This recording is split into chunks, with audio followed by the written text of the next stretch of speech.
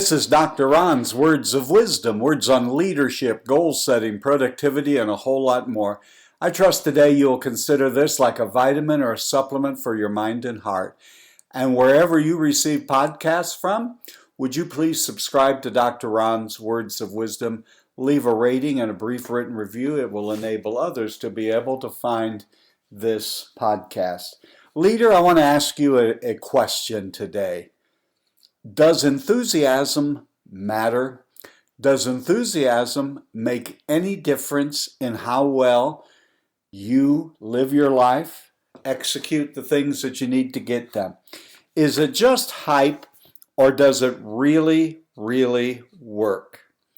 Well, I have about 9 things that I want to say regarding this subject of does enthusiasm matter. I think one of the first things that I want to say, and I'm not saying these in a particular ascending or descending order, it's just sort of as I was writing them down.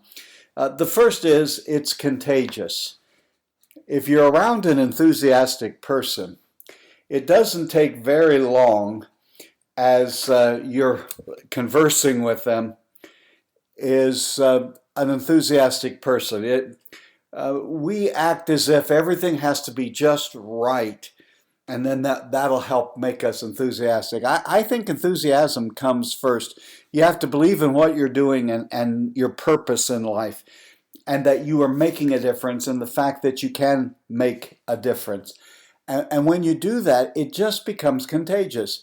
Oftentimes, I just sense that when I'm with someone who really is confident, really believes in what they're doing, really has a mission and purpose about their life, and seem to throw themselves wholeheartedly into whatever they're doing, before long, they have affected me. I become enthusiastic myself. It's what I used to say to leaders: if you want your crowd to catch a cold, you better have pneumonia. If you're the leader and you want people to catch the vision, to have a fire in their soul for something, it starts with you, but be encouraged. Enthusiasm is absolutely contagious.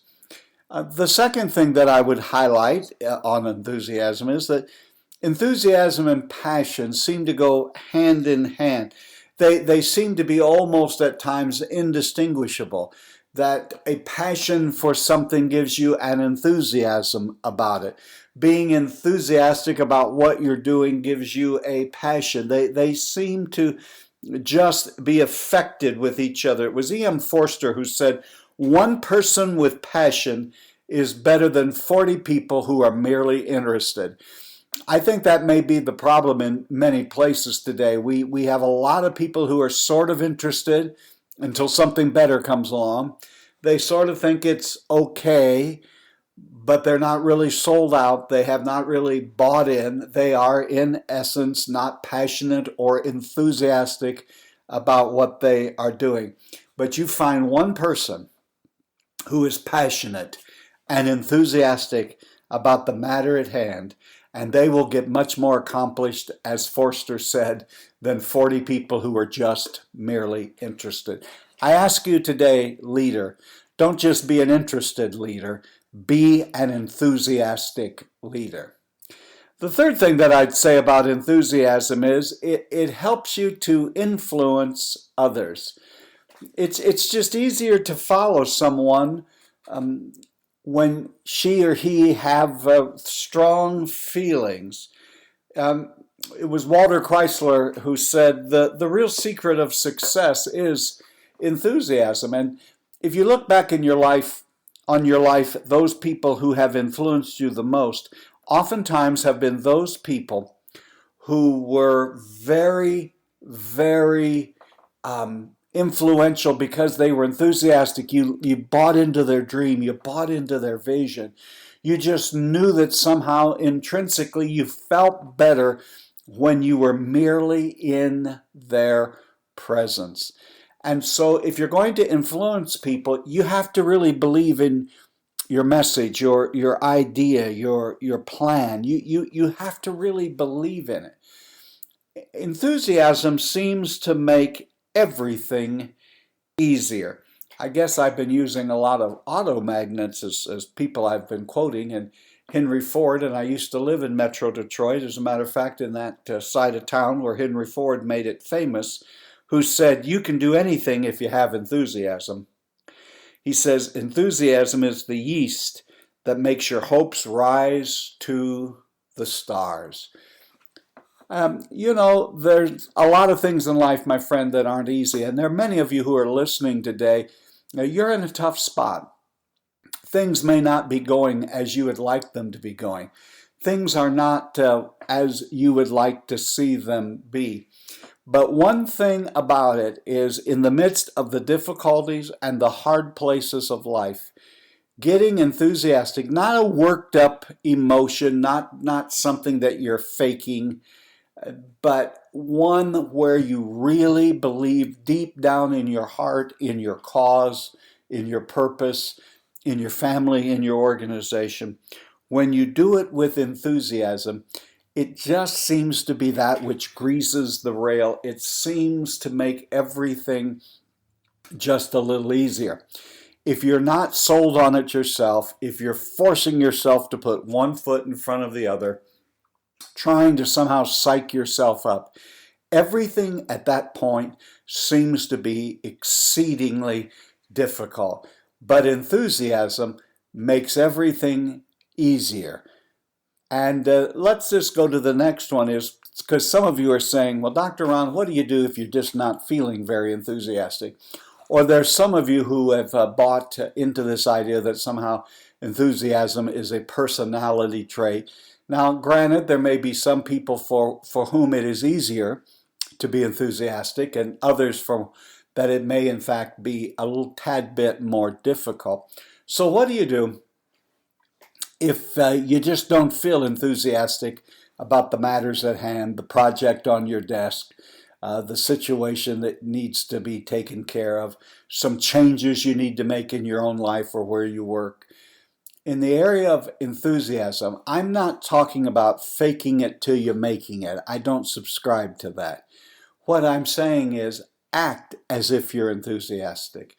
And what you will discover is, when you take the actions that an enthusiastic person would take, before long your feelings will catch up.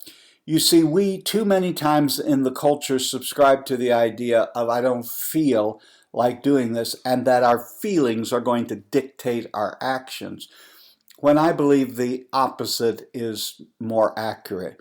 We think our way into feeling. We act our way into feeling. And if you're having trouble, you're stuck right now, you're not in any way feeling enthusiastic about something, well, just ask yourself, how would an enthusiastic person behave herself or himself?